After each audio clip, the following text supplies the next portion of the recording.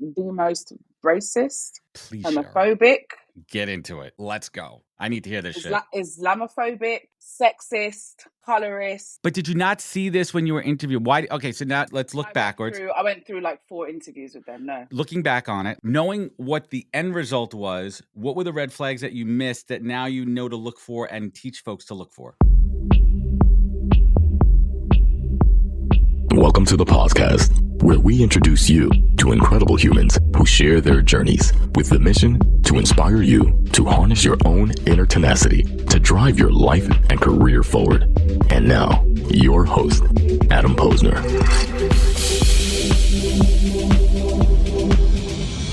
Hey, everybody. Welcome back to the podcast where I bring you the best and the brightest in the world of business, marketing, and personal growth to help you harness your inner tenacity and drive your career forward. Folks, my guest today on the podcast is Abi Adamson, a bold voice reshaping the way we think about workplace culture. She is the founder of The Culture Partnership, a consultancy at the forefront of inclusion, belonging, and organizational transformation. Recognized by the New York Times as one of the stars of LinkedIn. We'll figure out what that is in a moment.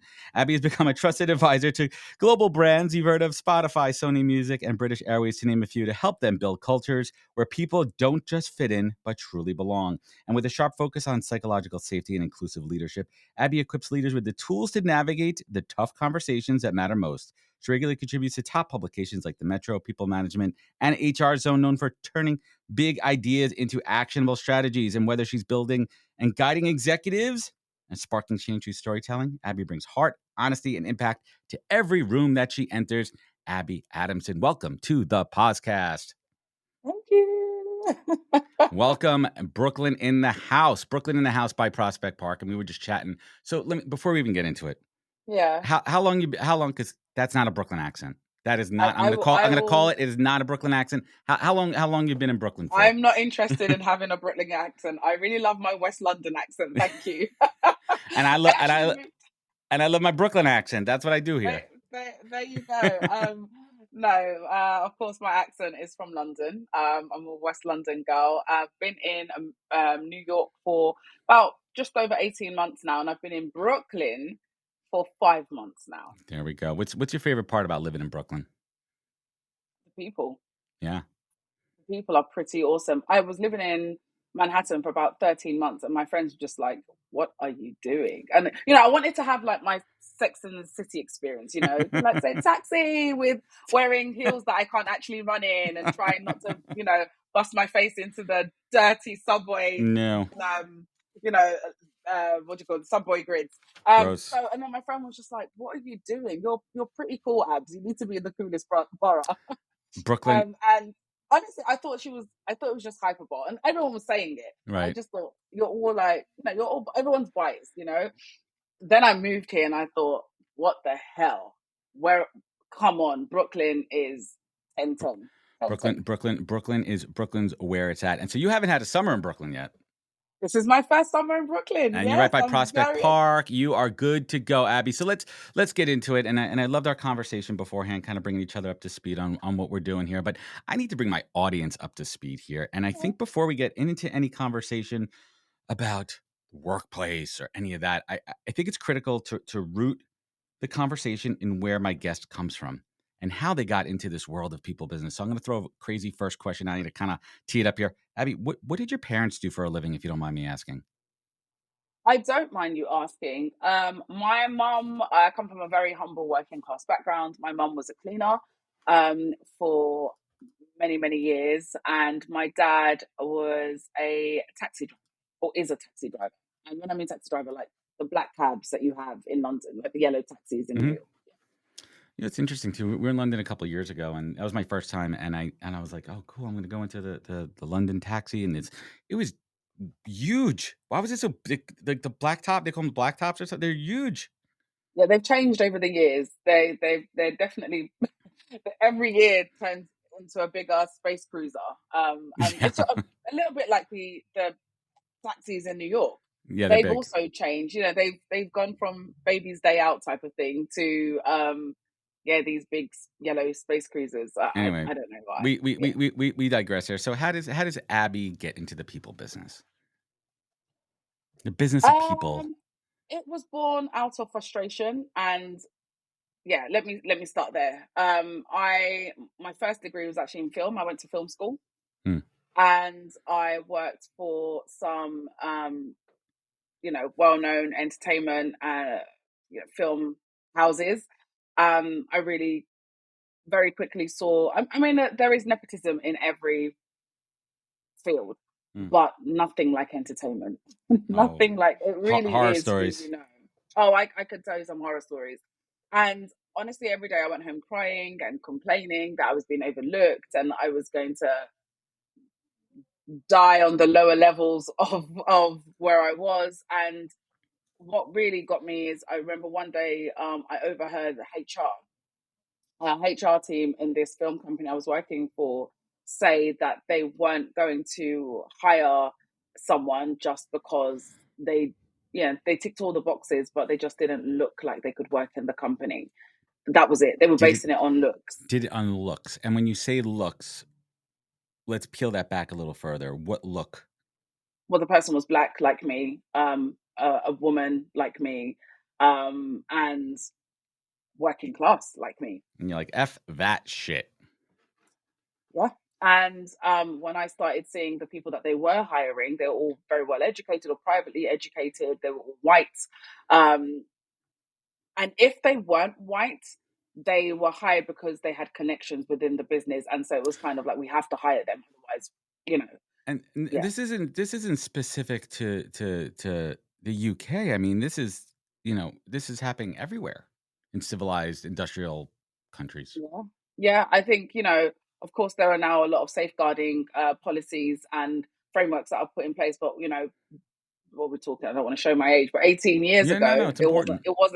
it wasn't like that, 16, 17, 18 years ago, it wasn't like that. So that's what got me into people when I said to my mum, like, what is this? I'm never going to get promoted because they don't want people who look like me.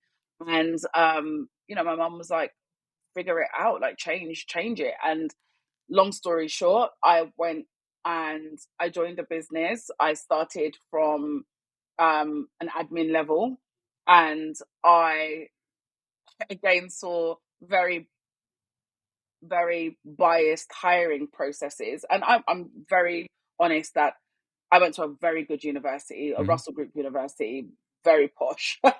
And the person who hired me said to me when I was looking at everyone's backgrounds in the business, I said, "Oh, everyone went to a really bougie university," and the person that hired me was like, "Yes, we carefully curated, including you, Abby.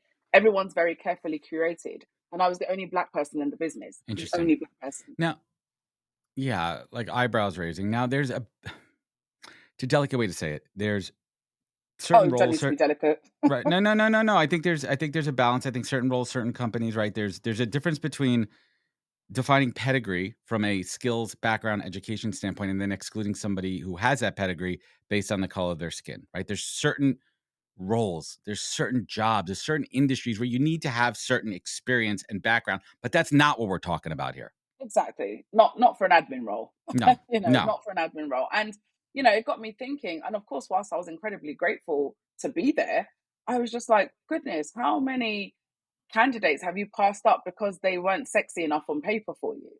And, that's when I started really looking at people processes. And I said to that, powers that be in the business, that I wanted to move into HR just because I didn't say in like, because I see discriminatory practices happening. Not like that. That wouldn't help more you. like, oh, no, it wouldn't help me. But no, more of a, look, I'm very good at this. I think I can turn around how we hire people into this business. And if I sign a contract that says I will do this HR stuff and stay with you for an extra 18 months, this is where I want my career to go. And that's how I got into the people side of things. So there was no formal training or education in people practice. There was no HR degrees. There was no. Oh no, I did. I went to go and do that. Right, so you went for organizational psychology. No, you have to. Right. Oh yeah. Okay, I had good. to do that. Oh yeah. You weren't just. So that's what I said to them. I said, if you pay for my HR, all of my HR, right, you want the commitment, degrees and diplomas and all of that. Okay. If you pay for all of this, I will stay with you, but I want to be able to implement all the things that I go and learn. Oh no, listen. I don't know how to say this in a delicate way, so I'm only going to say it the way I Please. know how to say it. Being a Black woman, you don't get very far without having the skills, the backgrounds, and the education. Because I think many Black people, black people, and people of color can attest to this. That even when we have the credentials, we're still overlooked. There's just absolutely no way I would have been able to go into HR without the credentials, without the skills, without the education behind it. There's just no way. It's I got to tell you, it's hard for me. It has been hard for me to be able to recognize what privilege means, right? Because I think it's a tough thing, because you feel like I didn't ask for this, and sometimes it puts you in a difficult position. And I've tried my best to kind of not say this delicately, but put myself in other people's shoes. Why is it so much harder for somebody else? Why is it so easy for me to get in? When I say me, someone who looks like me, to get an interview versus someone like you. And I think once you understand that unlock and empathy, that's how you start to be an ally. That's how you start to make change. That's how you start to be a partner to somebody. So let me ask you this. What was that first challenge that you attempted to, and in success? Well, let me rephrase that. What was that first challenge once you came back with that degree that you wanted to implement? Can I just go back, because you said something very interesting Please. I there, went a little over the and place, I think there. Yeah. no, but you said something powerful, and I want to link back to what you said before we started to record, because Yes. I think it's important that your listeners hear this. You said, Abi Adamson, thank you for having such an easy name, right? Remember you said that, and I said, interesting, you should say that. Yes, my surname's very straightforward, but my first name is actually abbreviated. In 2017, I did a name bias experiment.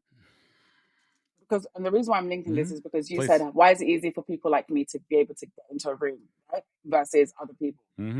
I did, just so you know, even before we get into the room where the biases start, I did a name bias experiment.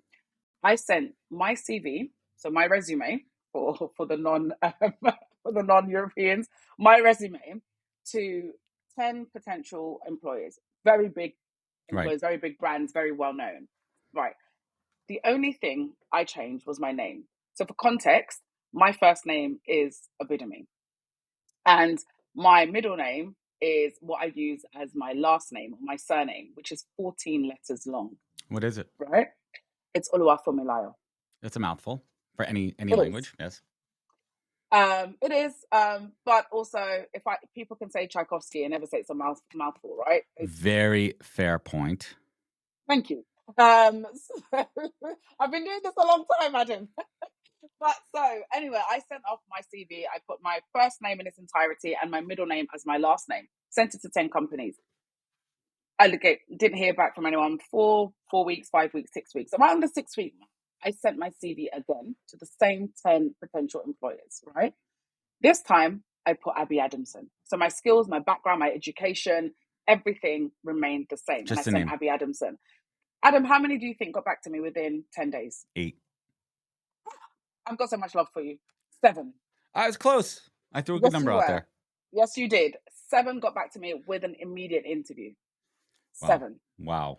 Just so you know, that name bias is an actual thing. Of course, of course it is.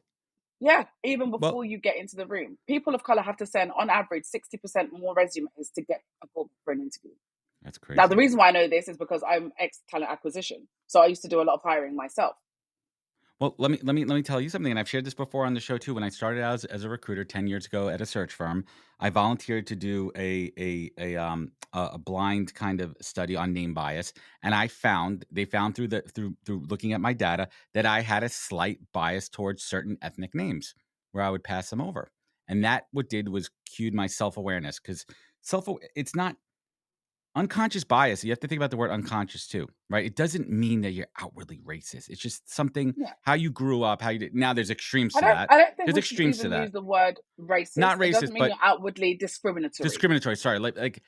It's just subtle nuance. It's subtle things that are unconscious in your mind. So as a recruiter, I made it my job to be aware of that. And that changed the game for me, to be aware. And sometimes that's it. And I won't even look at and this is back. I mean, I've been recruiting 10 years too.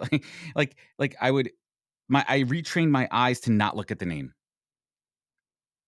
And that changed a lot for me as a recruiter in talent and people, to not look at the name and not have a bias and not think because the name sounds ethnic sounding that maybe they need a visa and I should just skip over it or something.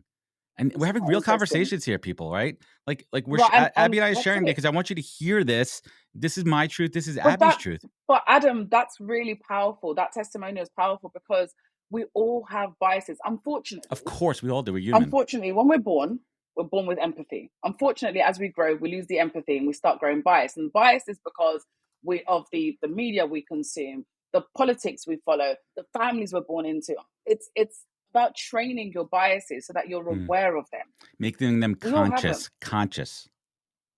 Yes. And I will say this, not to be pedantic. It's okay. But not all biases are unconscious. Correct. And it's also how you're raised, how you're brought up, the environment that you're in, your friend group, your peer group, your relationships. Those all affect you. So I want to get back. I want to get back to it for a moment. The core question there. What was that first challenge you were going to tackle once you were a proper human resource people professional? It was very basic, which was throw out. You need to come from a Russell Group university to even get a look-see here. It was very. Everything about the company was incredibly elitist. And I really appreciate the company, the things that they did for me to some extent, but it was incredibly elitist. And I found myself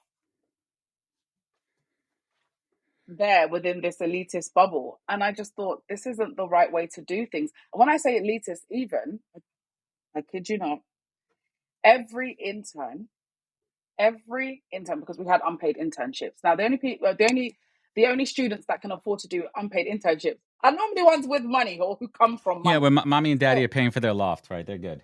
Right. So every intern that we had come into that business came from the leaders' so nepotism daughter's school. Yeah. Yes. All of them came from the private school that their children went to. Yikes. And I just thought, well, I kid you not. And I remember saying, is this some kind of joke? Where are the students from working class backgrounds, lower socioeconomic backgrounds that you don't even have to be from a lower just different that have, we're talking about the kind of students that were getting internships. We're talking about children of politicians, children of psychiatrists and doctors and lawmakers and policymakers and pilots and, dentists. I'm talking about these interns coming from money whereby they will land on their feet. They will be absolutely okay because they already have the connections. So why not give that internship to someone who could really benefit from it? And that's when I was just like, the part of me was just like, Abby, what are you doing here? But how did you change hearts and minds in that organization? Or did you not and said, whatever I'm doing is not working. How do I get out of here? No, I did. How? What was the path? What was the path to break down the walls of this institution that for years was doing shit the same crappy way? I was very surreptitious about it. I was very quiet about it, about how I was going to do things, because, I'm the only other. When I mean the only other, the only Black person in the business. I didn't want to rock the boat. I needed my bills paid. I enjoyed having a salary. And I would just introduce things very slowly. And I also had very frank conversations with the leaders in the business saying, if you're saying you want to be an employer of choice, you need to change how you do certain things, how you promote internally, how you hire. And let's sit down and go through some frameworks that I have picked up in my studies of HR and people. But did you ever feel it was performative? Like they put you in this place just for some kind of like, how did you feel? How did you feel confident? How did you feel confident that they put you in empowerment to make a change and not just be for performative representation? I will say nothing felt performative. I think it was just until I got to the end of my tenure there. In the beginning, because they had no idea that I had I had a master plan when they hired me.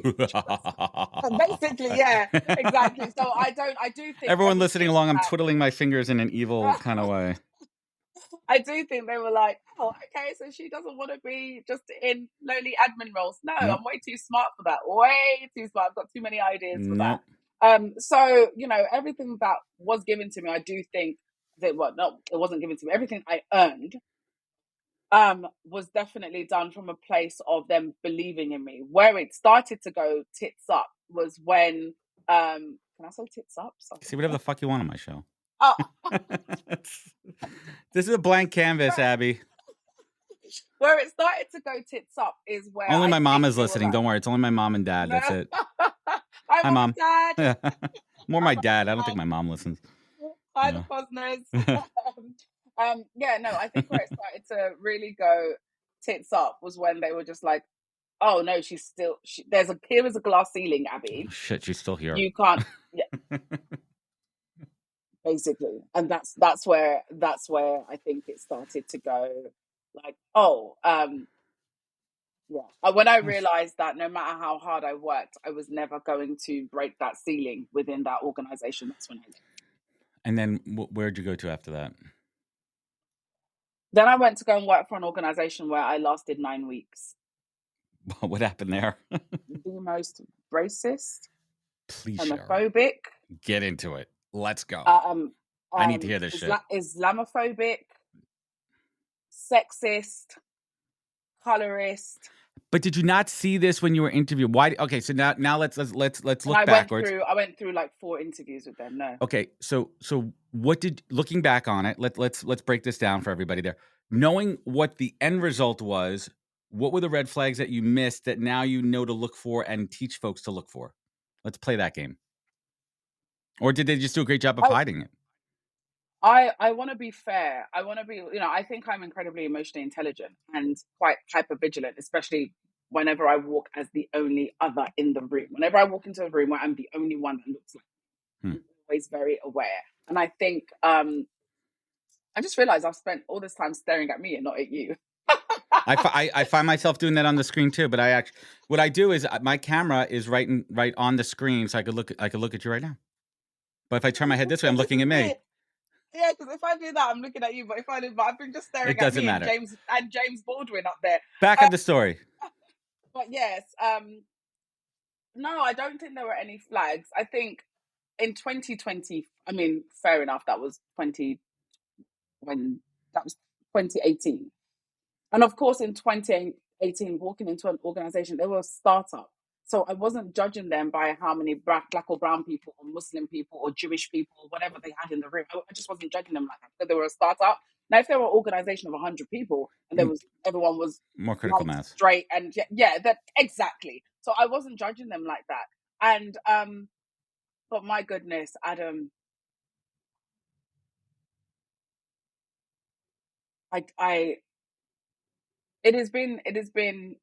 it happened in 2019 that I left the business. January 2019. It has been, what is that? Is that 6 years? Yeah. That's 6 years. And honestly, my heart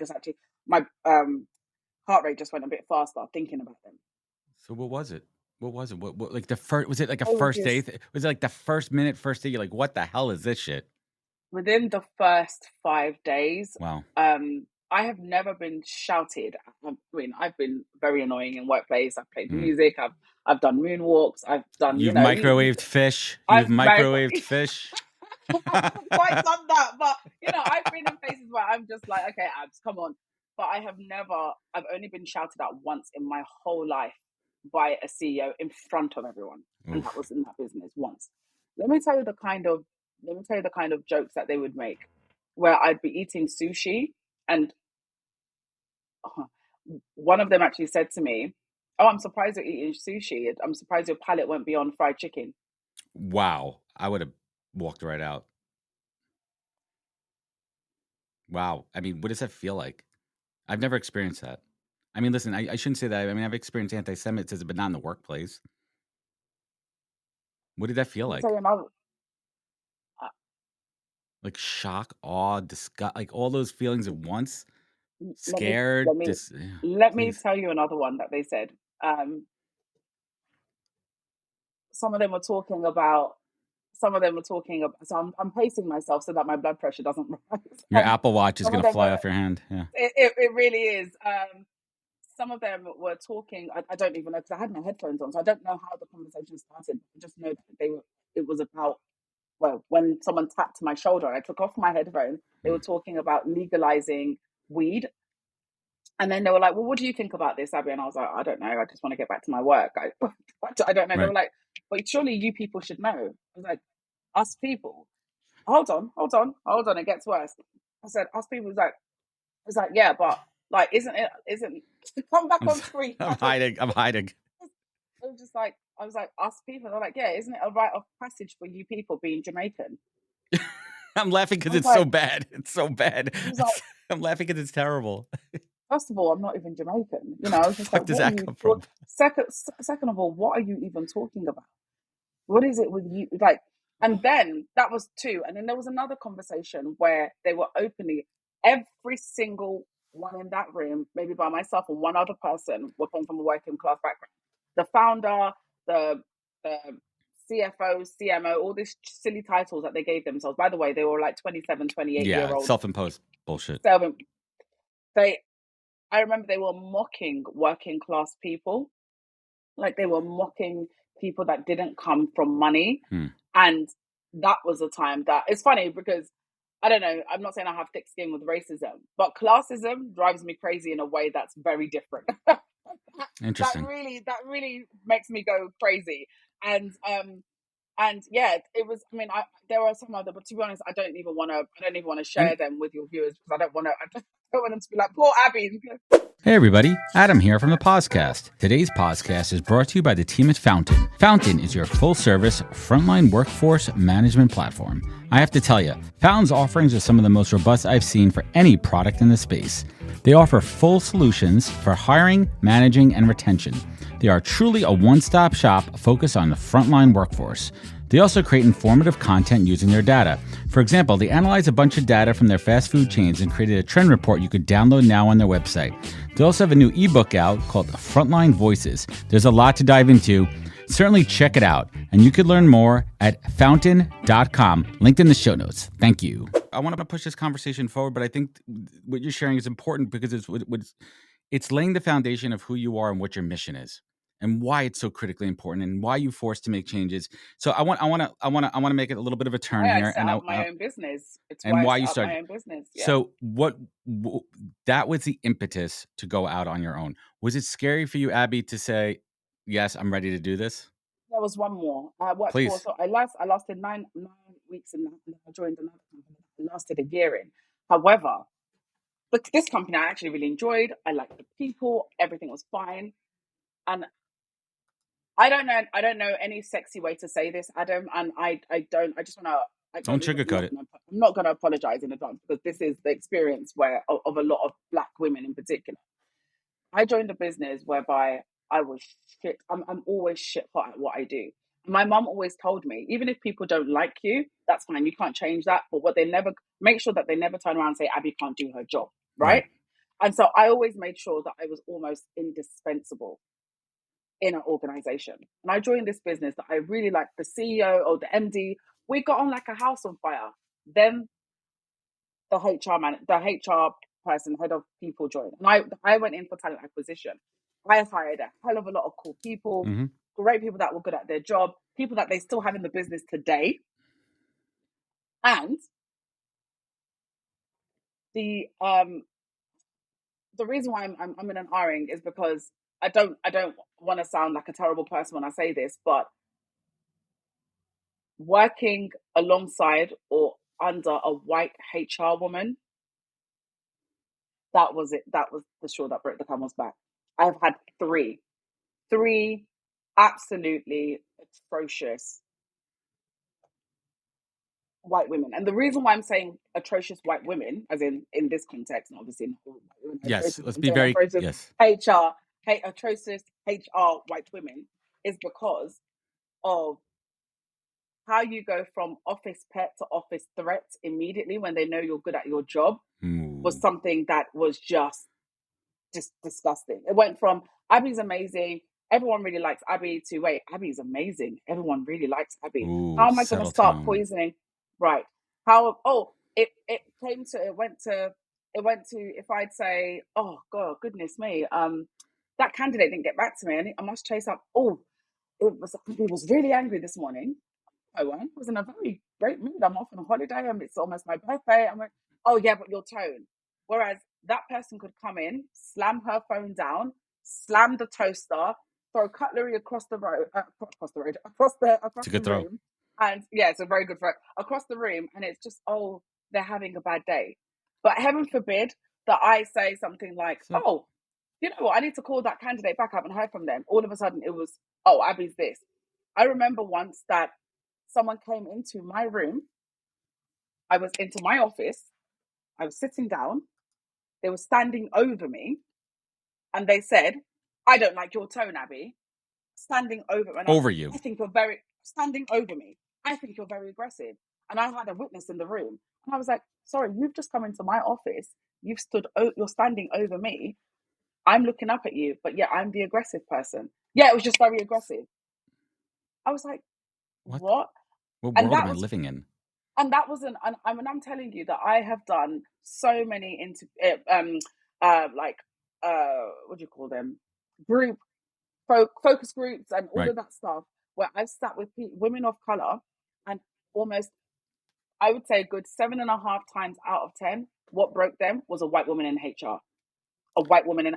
Notice I'm saying not white men, because I come across white men in HR, but I've never had that kind of problem with white men. And let's just be careful. Not all white women in HR are like this. Not but all. That was your experience. Those are my experiences, and I could, off the top of my head, I can think of 35 black women that have gone through exactly the same thing. And so no, and I'm saying that there are some amazing. I'm sure that there are some amazing white women in HR that champion black people. But that came down to representation and how you felt, and you're like, screw this, I'm out. You literally just have to go on the internet to see people's retelling and recounting what they've gone through with white women in the HR. And that's where I was like, you know what, Abby, enough. It's been, 5 years of you grafting and wanting to be accepted and working very hard. And even when you are working hard and you're getting the results, you're either being overlooked for a promotion, you're either getting, the MD in that particular company really liked me, until that person in HR went to them and said, oh, I think, bearing in mind, I'm recruiting people into the business. They went to the MD and said, I think Abby's trying to recruit people out of the business. And they were like, wait, her job is to bring people in. And this came from nothing except for the fact that people liked me. She hated the fact that people liked me. Threat. You were a threat. You were a threat to her job, and it was a personality thing, and there was something innate in her that was spoiled. The apple was spoiled. She would use words like angry, aggressive, confrontational, scary. When literally I was just talking to her when I'm speaking to you. It's racist. No, I'm not the kind of person to throw the R word around. No, it is. I'm saying it. They were intimidated by something. Yeah. Well, let's take a step back. Maybe they were intimidated by, even, let's assume that it wasn't outward appearance. Maybe they were just intimidated by how good you were at your job, and that's terrible also. I think any way you look at it, it's terrible. I mean, intersectionality is very important, right? We don't talk about that. I'm black, I'm a woman, I'm working good at your job. I'm shit hot, and I'm shit hot at my job. 4 threats. Yeah, you're a quadruple threat. 4 threats. Because I've had to jump through more systemic and institutional hoops. Mm-hmm. I've had to run through more institutional and systemic gauntlets to get where I am. Nothing was ever handed to me. And as much as people say, oh, it's not about race, but it is, because before you know anything about me, the first thing you see is the color of my skin. Now, wouldn't it be great if we weren't judged on the color of our skin or our ethnicity? It's not the world we live in. Or our religions, but we are. And that's what it is. That's what it is. And so when I tell you, Adam, I tried so hard to make her like me. I tried so hard. Were you compromising your own values to a point where you're like, oh my God, why the hell am I going through all this shit just to make this person like me? I really like the job. I like the job, and I like the people. And I was like, you know what, one Abby? person. you're just going to have to swallow your pride and brown nose for a bit, stroke her ego, do everything. And even through all of that, She was toxic. she was just like, and you know what really hurt? I didn't care about her. You know what really hurt the most in that job was how much I really liked the MD and how much I thought the MD was going to bat for me. And I thought he was going to be like, okay, well, whatever your beef is with Abi, the numbers don't lie. We've hired her to do a job. She's done it. Doing it. She's blown it out. We have had, he said to me, Abi, Right. we have never had a recruiter like you. You are, I don't know what your street secret sauce is. I don't know what your magic is, but you are the MVP. How did it go from you singing my praises to believing one thing that someone said and knowing that there's no truth in it and not come? I think the fact that he didn't fight for me was the end. Right. That was the end for me. That is the worst when you think someone believes in you and they don't stick up for you. So let's talk a little bit about this, right? Like we talk about psychological safety. Now that you've been through this experience and now you're on your own, how do you consult organizations on what it really means to feel safe and create a sense of belonging and put into practice and not just policy? Well, lots of things. We don't have a one-size-fits-all approach with any of our. Of course not. We go through a comprehensive organizational culture audit. We use culture, inclusion, belonging, equity. We use our in-person framework, and then we customize a cultural strategy development. One of the things that I always do with organizations, and this is my aha moment, is whenever leaders in an organization approach us and say, hey, Abi, hey, culture partnership, come and do some work with us. I say, absolutely. Can I speak to your people? And if they are umming and ahhing or they get a bit shady about me speaking to the employees, then I know that there's something seriously wrong. But if they say, yeah, have at it, then I'm like, okay, they know that there's something broken. And yes. And that's where it is. We sit down and we'll go through specific conversations around the culture of the organization. And we will ask people from all walks of life and in every single layer of the business. So not just your graduates or your entry roles or your middle managers or your leadership team or your C-suite team. Every single person will be part of that initial audit, will be part of that initial experience, that finding phase. And then from the inputs that we start getting out of, or the outputs that we start getting from people, is when we start building the framework of what they need to do. But that discovery phase, if they start gatekeeping in that discovery phase, that's a flag. Also, if they approach us and they're just like, oh, look at our hands, don't look at our feet, look how sexy and shiny we are. And I'm like, okay, but you know what? I'm like, yeah, this is a nice Porsche, but let me just see the engine for a sec. And if they start, I like my cars. if they say, oh no, the engine's fine, I'm like, I can hear her. She's not fine. I know what a sexy engine sounds like. That is not a sexy engine right there. That engine is spluttering and it's fighting for its life. So if you're gonna engage with a company from a consultative practice, they have to be an open book. So that they have to be. Otherwise, what's the point? Then it's just performative, and they just need to check a box. So exactly. And also, if they're performative and they need to check a box, then they can turn around and then use us as a scapegoat. Or what exactly. We hired Abby and her team. They came in and nothing changed. It's like, well, no, actually, what you did was give us some breadcrumbs, and we asked you for the whole loaf. And you just gave us the crumbs, and now you're expecting. That's why I named my business a partnership, because we are shit hot at what we do, Adam, but we're not magicians. We need you to meet us halfway. We need you to go on this journey with us.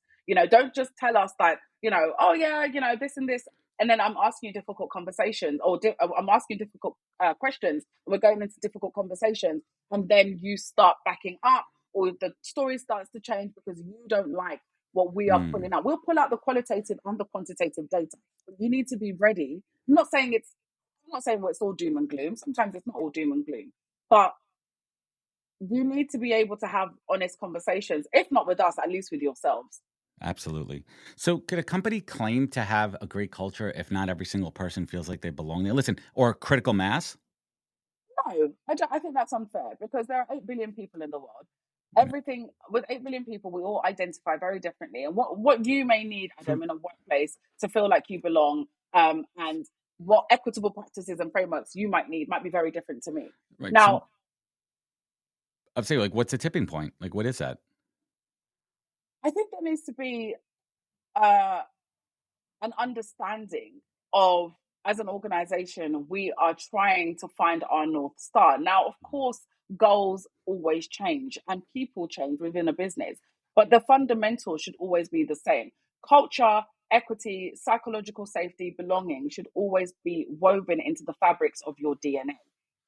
So, regardless of how you identify or what your background is, you should be able to walk into the organization, thrive in the organization, be set up for a success within Yes. the Yes. organization. Do you know what I mean? And You're that's saying what we the things in need. my head right now that I'm about to say back to Okay.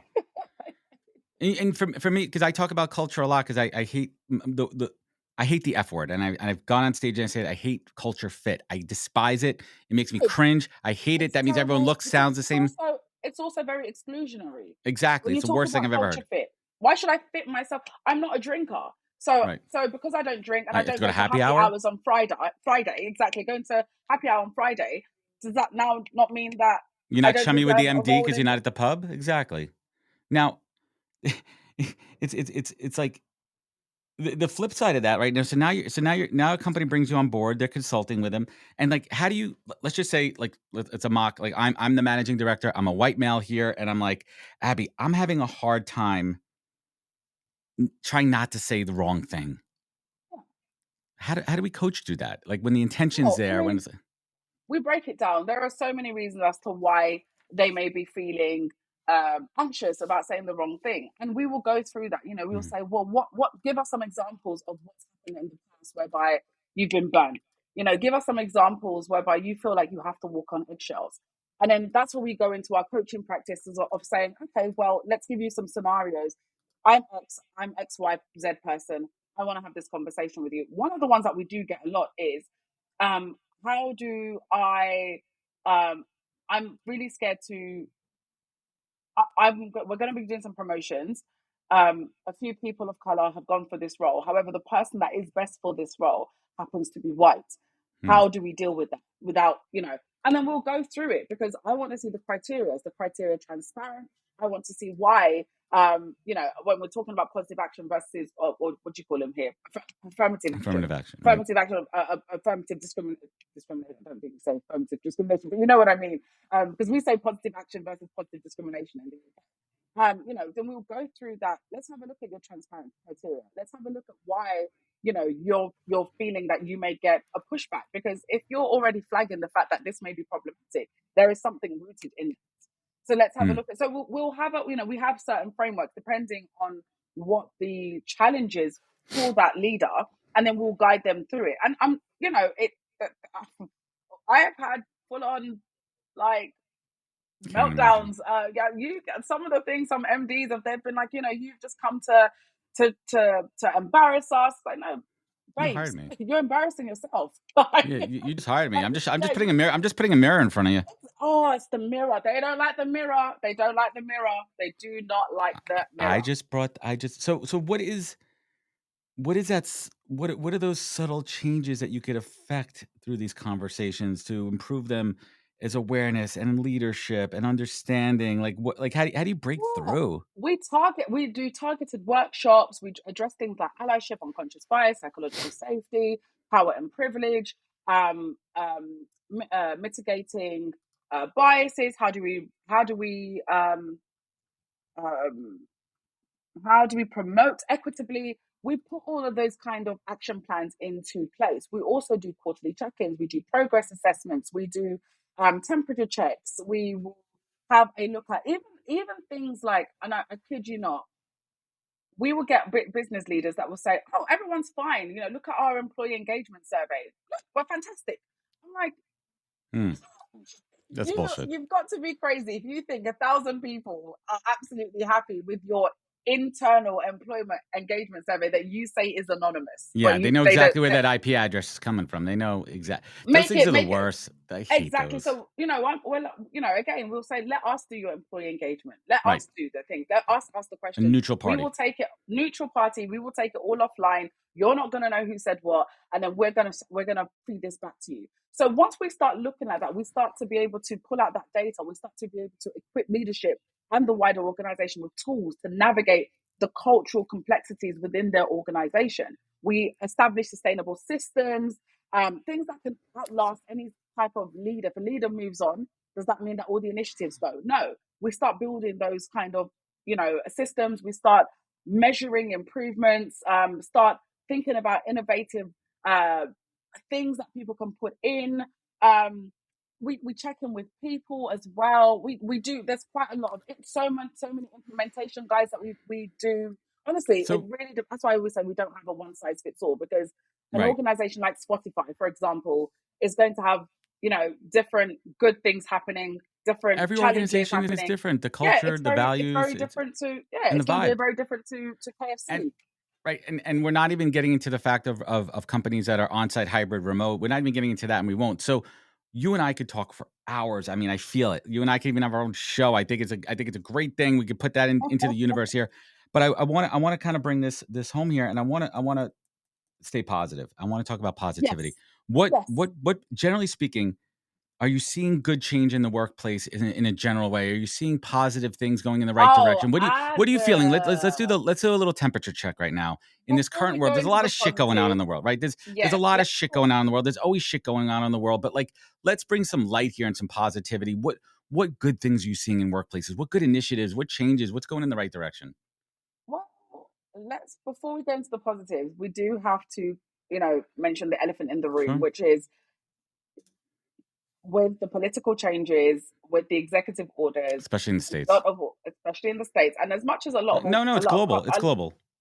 as much as a lot of countries want to be like, we're not influenced by the States. Well, you kind of are, because you're stripping back your diversity, equity, and inclusion Oh yeah. initiatives and your frameworks and all the pledges that you made and all the promises that you made, not just Black people, but underrepresented communities, LGBTQ plus, Yeah. What happened to 2020? What happened to 2020?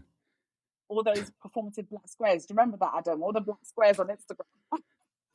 I'm not touching that one. I'm not They're touching that one. ridiculous. So yeah, quite a lot of companies have stripped back their diversity and inclusion initiatives because They see it from the of top. they see it from the top. Think it's What okay. I will say, to move on to the positives, is a lot of organizations that we have worked with in the past. I'm going to shout out London Wildlife Trust, amazing organization, absolutely phenomenal. They have really doubled down on their diversity, equity, and inclusion initiatives. Sony Music, have to shout them out. The Orchard, who are one of the companies that are owned by Sony Music. Again, fan friggin' tastic. Brilliant organizations led by leaders who are not perfect, but no one's striving for perfection. What I Mm. love about all of the leaders in those businesses is the fact that they are like, we are not going to be, we know that our policies and the way that we've made people feel, our people are going to outlast any type of political administration. I love that. We know that. Yeah, no, I really respect that. Like Sony, LWT, and The Orchard are clients of ours that I really I really wish that, and that's why I use them as a case study, and that's why I praise them so much, because they're just like, look, we've still got a long way to go. We're talking about institutional and systemic changes. That's not going to be fixed within 12, 18, No. 24 months. It's not even going to be fixed within 5 years. Because it's about unlearning You're changing everything mindsets. Yeah. and that takes a long time to do, especially when we're talking about biases and how wired they are to us. It's So, generational. so I'm really appreciating organizations like that are like, no, we're doubling down on this. We are investing in our people. We're investing in our education. We're investing in the kinds of questions that even changing the kind of questions that we ask our people to make sure that they're more honest with us. Because I've said this, Adam, and I don't know, as a recruiter, I've said this many times. You have failed as a manager, as a leader of a business, if somebody hands in their notice and it's a surprise to you. And same thing if you get on the other side of it too. If you're getting fired and you don't know that your performance has not been good, I mean, there's outlier reasons. Same thing. It's managing expectations and self-awareness. Yes. Both sides. So, If you're a leader and you don't know somebody's leaving, that is just, I mean, listen, there's outlying issues. Like, you know, someone's interviewing, you don't know that. But if you know someone's not happy, if they're not being fulfilled in their role, that's on you. yeah. So, and as you know, you have a duty of care. You have a duty of care to make sure that, you know, as I said, you're not always going to get it right. There are 8 billion people in the world. And that's why I always say that, you know, we're all going to have different things, you know, that we need to feel that we are in an equitable space. But to be able to hear what your people are saying, to be able to even turn around and say, you know what, we hear you. We can't accommodate this right now. We don't have the resources. We don't have the people. However, this is what we can do right now. Even being able to meet them halfway, a quarter of the way, will make a massive difference to your attrition levels. I promise you. Wow. Let's bring it home here. Let's bring it home here. What, I mean, you and I could talk forever about this. What's next on the career path for you? What's the next challenge coming your way that you're excited to take on? I'm definitely pivoting into more speaking. I want to do more, contrary to popular belief. I know you won't believe this, but I actually don't have that much confidence speaking. I'm more of a writer. That's where my confidence is. I love writing. That's where I can, you know, get it all down. But I definitely want to do more speaking gigs and opportunities. I'm working hopefully on a TEDx I love it. talk later this year or maybe early next year. That's going to be focused on culture. So no surprises there. Because culture is everything. You know? And even if people don't want to talk about diversity and inclusion, every organization has a culture. Yeah. So if you don't want to use diversity and inclusion because you think they're dirty words, then I say dirty, quote unquote, everyone who can't see this, dirty words. Then you know what isn't is culture. Everyone has a culture, whether that's good, bad, ugly, or away with the fairies. It exists, and I want, you know, organizations to be able to slide into my DMs. My DMs are always open on LinkedIn. Slide into those DMs and help me help you. Help me help you. And my last point on culture, the way when people ask me about culture, I try to distill it. It's hard to distill it, but ultimately, as an employee, do I feel valued? Do I feel like I have a career path? Do I feel like my voice is heard? Like, those are kind of, when I think about the foundations of culture in my 25 years of experience working on it, those are all the things that stick out to me. So let's bring it home here, Abby. Last question, general question. What is that? What is that single greatest piece of professional career advice have you ever received that you take action on and pay forward to everybody?